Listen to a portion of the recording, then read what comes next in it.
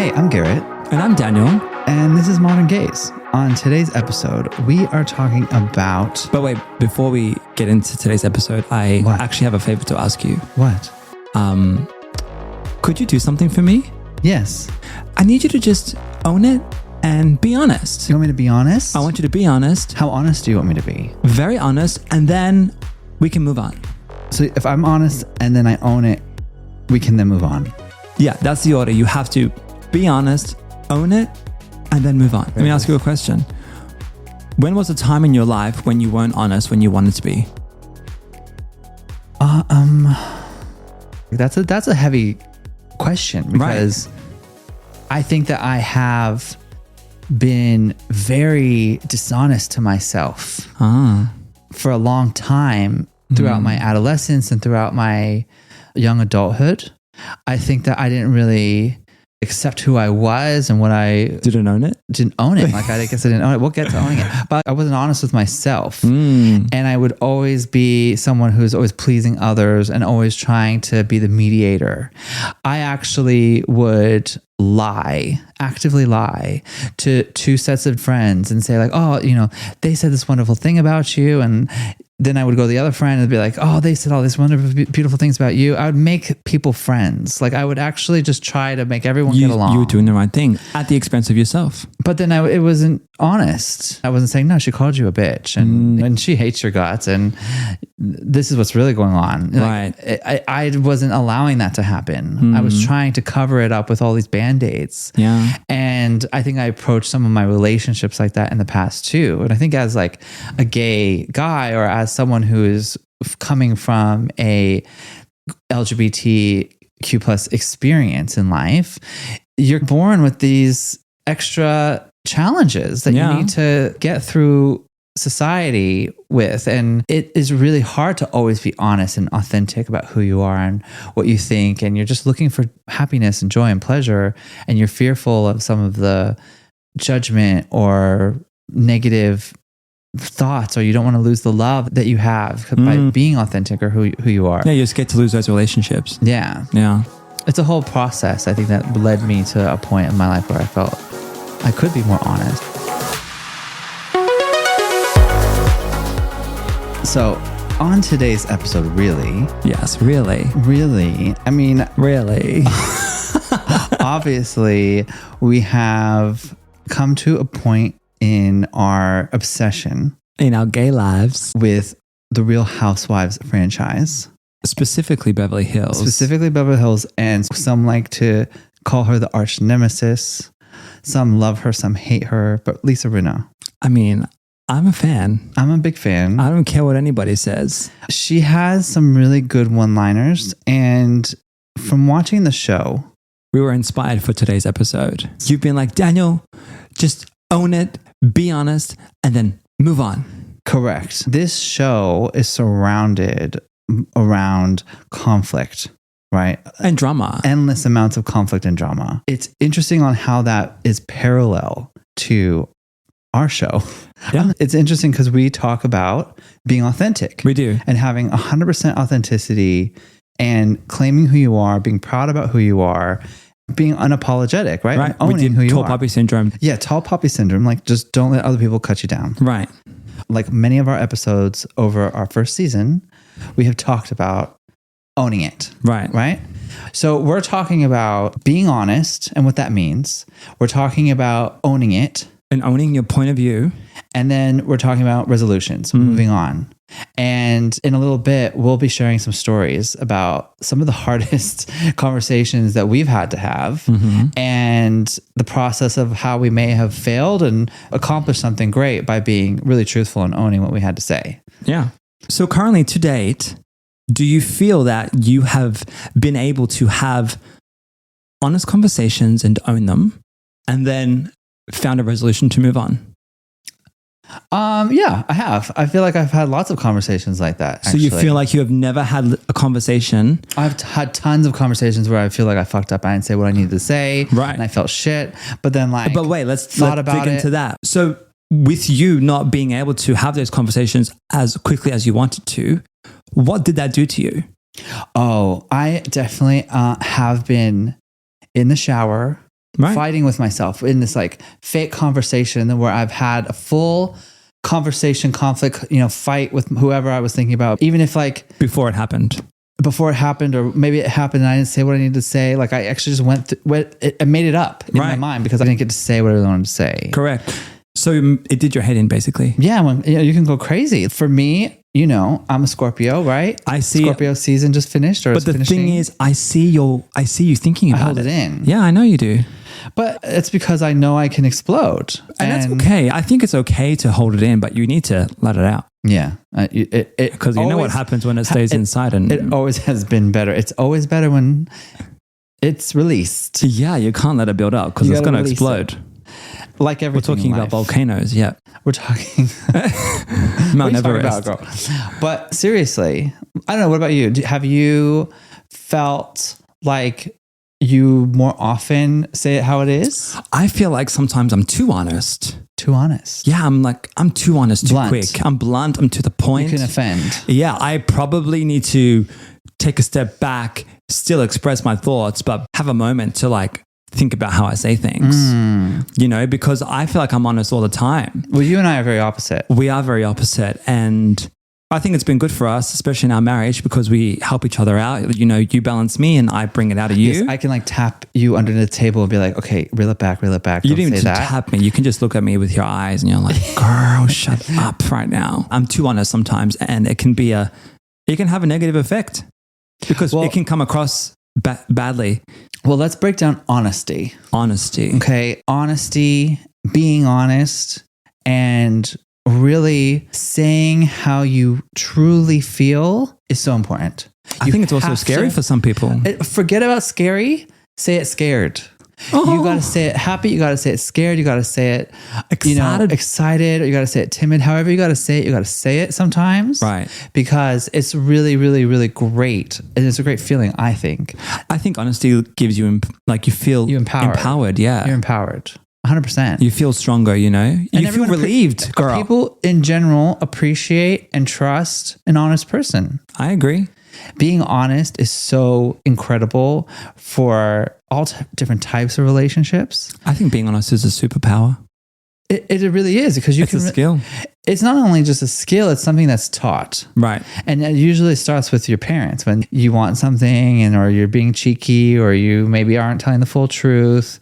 And you see, it's interesting because I feel like my parents always taught me to not be honest. Why? Because it would upset other people. So what do you mean? So you shouldn't say this because this will offend somebody else. Oh, the opposite. Yeah, which is why I think I rebel today. Interesting. Do you think that it took you a while to be honest, or do you think you really valued honesty because you... I don't think I learned about honesty and what it meant to be honest as an adult until I was dating. Okay. I felt like I didn't learn about what it was to have an honest conversation with someone until you had to either get broken up with or break up with somebody or have a honest, heartfelt conversation with about feelings and stuff like that. So really kind of more difficult conversations. Deeper conversations. Maybe had a bit of conflict involved. Yeah, that was when I learned what honesty was. Yeah. For this chat of our being honest, owning it and moving on. Yes. We're really focusing on hard conversations, right? Yeah. Like difficult things to chat about.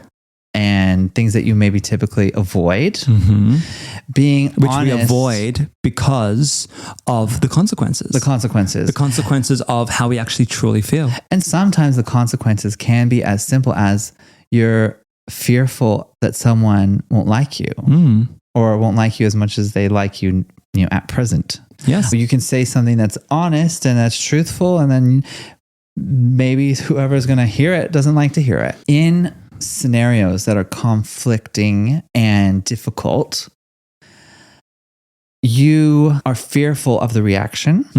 You can also be fearful or maybe obsessed with control. Like you can lose control because you can't control the other person's reaction, right?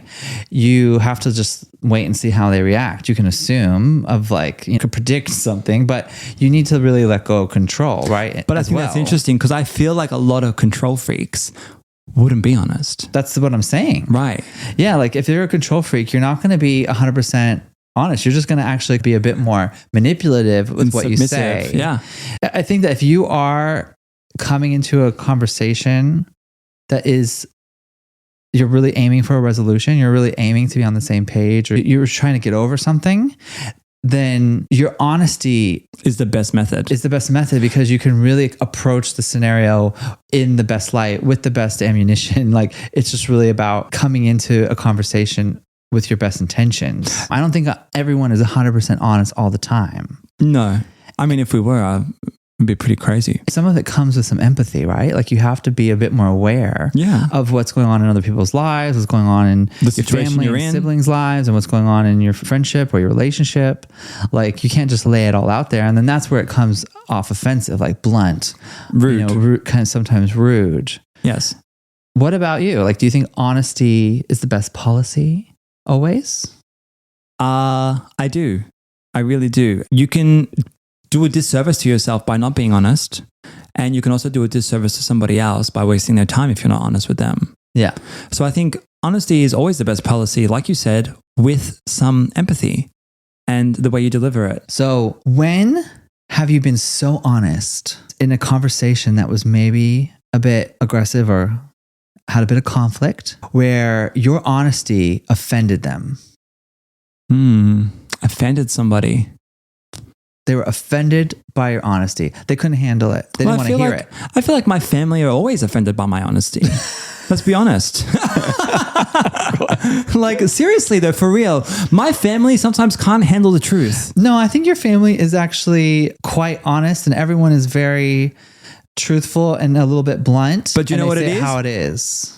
My family are very truthful and honest. But when somebody speaks it, then they're shocked. But then 5 minutes later, they all found resolution and they all owned what they said, and somehow it was all forgotten and they dealt with it and they moved on. I don't know. I think for me, it's always... You do usually say something... I think I'm most honest with my family, and that's when they get most offended. Yeah. And me knowing how much they get offended or they'll get upset by my words or being honest, it makes me question sometimes if I can be honest. Now I'm thinking about it. When I owned it, and I was like, there's no further conversation having about it. Like, this is what we're doing. And that was it. That had the power. My mom actually didn't know what to say. But this idea of owning it brings me back to the episodes of The Real Housewives of Beverly Hills. They really do go hand in hand. They are so aggressive with one another. They are. Just going from dinner party to dinner party to dinner party and having these really confronting conversations. Yeah, about people's husbands, about people's behavior and what you said to me and divorces, how you said it. Legal. And they're all a bit shady, right? They're all going to the press and they're always like saying a little something to Page 6 or whatever. And then they're not really being direct. And then they have to be more honest with each other in person, because then they call each other out. My most favorite scene of this new season is, "Oh, Sutton." Like, that was the best. This is your chance to apologize to Mikey, the dancer, that you said the show was horrible. And Erika this season is the definition of owning it. She owns everything that comes out her mouth. But so is Kyle. Kyle is like... She's like a fire owning it. Kyle is on a rampage. She's on a mission. Anyway. This is turning into a little Real Housewives of Beverly Hills show, but that's fine. Let's just go with it. Okay. Because I hope there's some fans out there. I've always loved Erika. Erika Jane is my spirit animal. Really? Yes. She's my spirit animal because she's fun. She's aggressive. She knows how to have a good time. She's just quiet in the corner, but she's also just like having the best time of her life. She's rich. She's fabulous. She just is just, I don't know, just full of so much like fiery energy. She's sexual and she's like flirty, but she's classy. She's like a classy, sexy, powerful, authentic woman. Goat. A goat? Greatest of all time.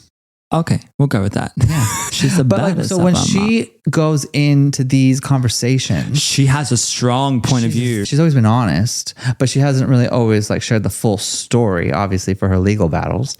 But she is always extremely just honest with what comes out of her mouth. And then she always owns every syllable. Like, it's not even every word, it's every syllable she owns every single little pronunciation of everything that comes out her mouth. Okay. And I think it's incredible. On the other hand, agree with you. Sutton is literally the opposite. And Sutton in this episode shady. Is very fun. And she's just always been a quirky, like pretty cool person. I think she's awesome. We acknowledge that we don't really know these people. Like these are just caricatures of themselves on reality television. We would love to know them though. But Sutton is a bit more shady and she doesn't own what she does. She doesn't own what she says. Which is interesting to observe. Even with her whole like name them. Own that she backed up off of that because she's like, oh, I don't understand the word rude. Like she takes a couple steps back. Those are very two opposite ways of dealing with conflict. And I think that in that show, it's a really good example of the difference of owning it. If you have a lot of conviction behind what you're saying and you really truthfully believe in the words that are coming out of your mouth, you're going to have more power with what you're saying. Well, I think this definition, right? We said the definition of honesty.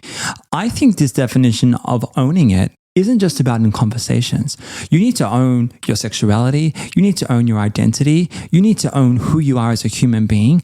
And you need to own your point of view. It gives you so much more power. What I'm saying is that there are a lot of different aspects in our lives that we need to own. Yes. It's not just our conversations. Yeah. We need to own our looks. We need to own your style, own your bank account, own your opulence. You own everything. You just jinx. No, but seriously, you need to own everything. I think owning it is the key. It's the key to unlocking that door, girl. That's where the power taps in. Tap in, girl. Tap in. But with this idea of owning it, yes. How do you own it? How do you do it? Just like Rinna said. You can't just pull it out of your ass. All right. Well, you know what you need to do? You need to have a margarita, stand in your power, feet shoulder width apart, shoulders back, and deliver it.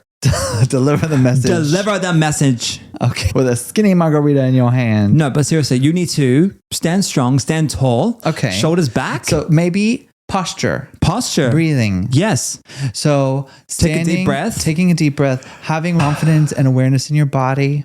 And flick your hair and you work yourself up a little bit. Yeah. And then you say what you got to say. You got to say what you got to say. Owning it is important because when you don't own something, it also makes other people question it.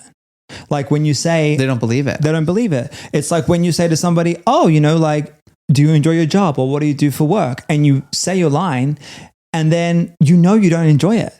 And they say, oh, do you like it? Because it sounds like... Yeah, it's great. Right. But you're not owning it. Whether it's your job, whether it's your conversations, whether it's your day-to-day, you have to own it because people will pick up on it when you don't own something. They can read your body language. Yeah. They can read your tone. And they think you're lying or they think that you're not an honest person.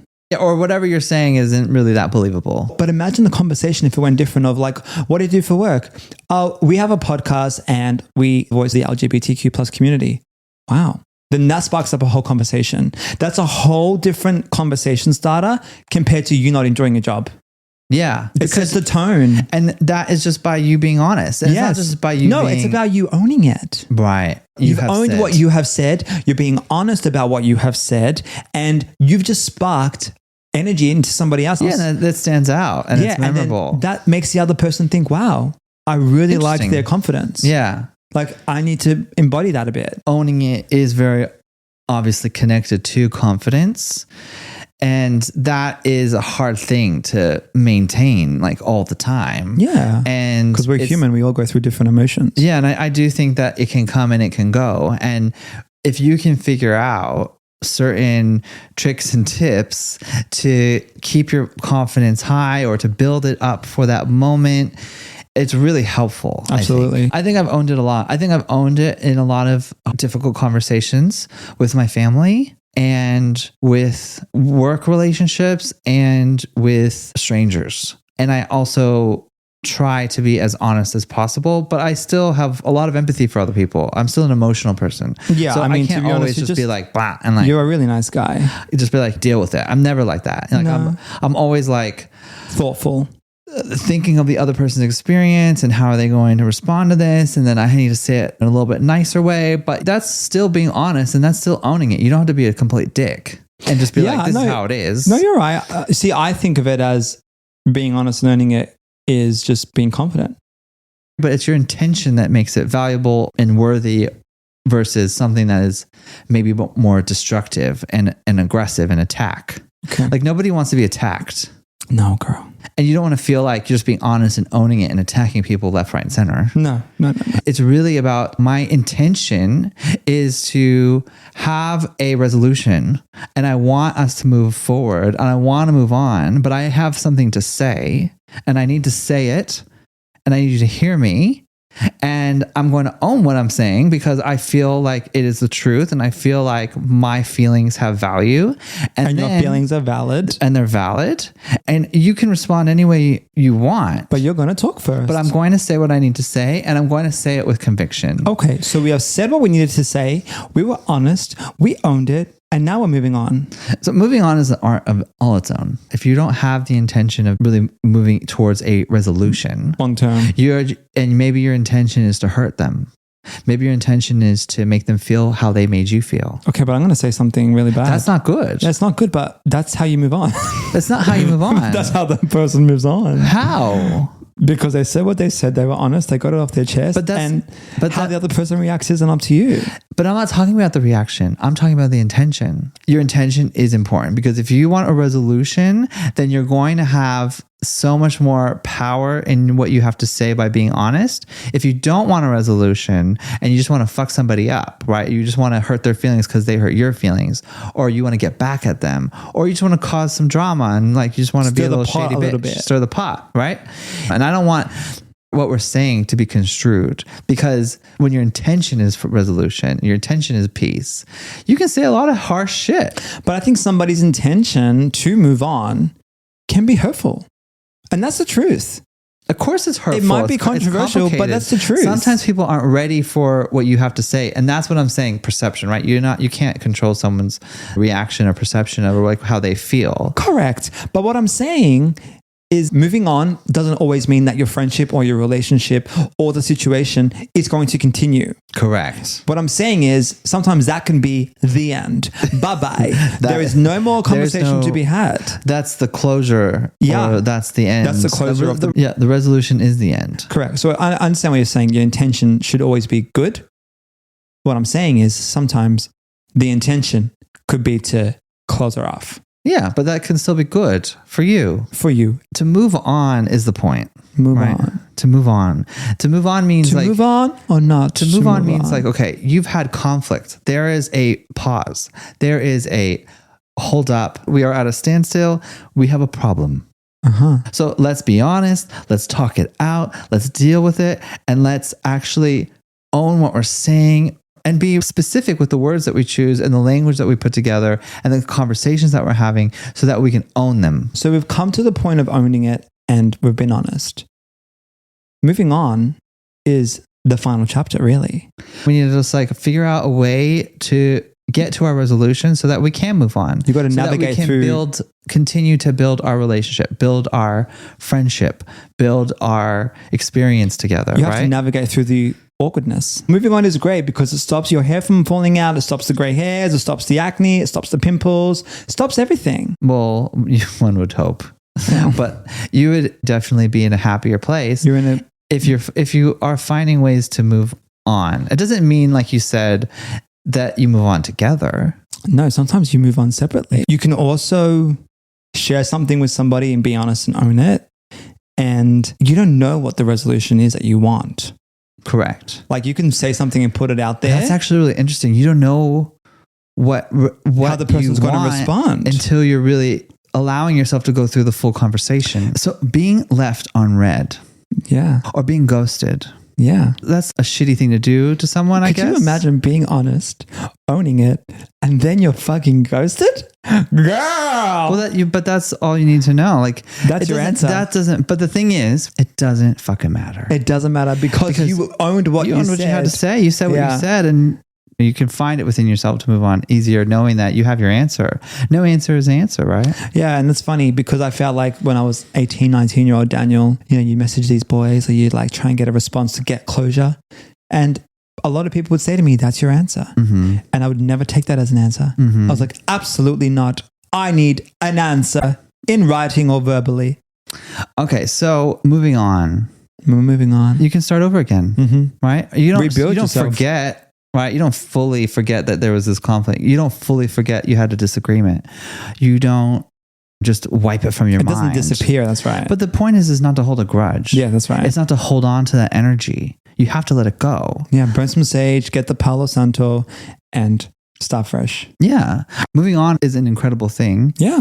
There's a whole nother set of events and memories to build and to move on and to find that resolution in those healthy relationships can lead you to so much incredible joy that you don't even know it's coming around the corner, right? Like you have to make it through some hard times for you to fully understand one another. We're all really complex human beings. Absolutely. Like we're not all just going to get along forever. No, like, that's right. We all have differences. And what's incredible is those resolutions and finding those ways to move on together builds so much richness and value and history. If you ever in your life feeling like you have to hide yourself, you being able to work through those conflicts and being able to really be honest and own who you are is the best kind of moving on, because that's when you're moving on towards the life that you are meant to live. I love that. That's and you know what? Right? When you will start doing that, people will drop off.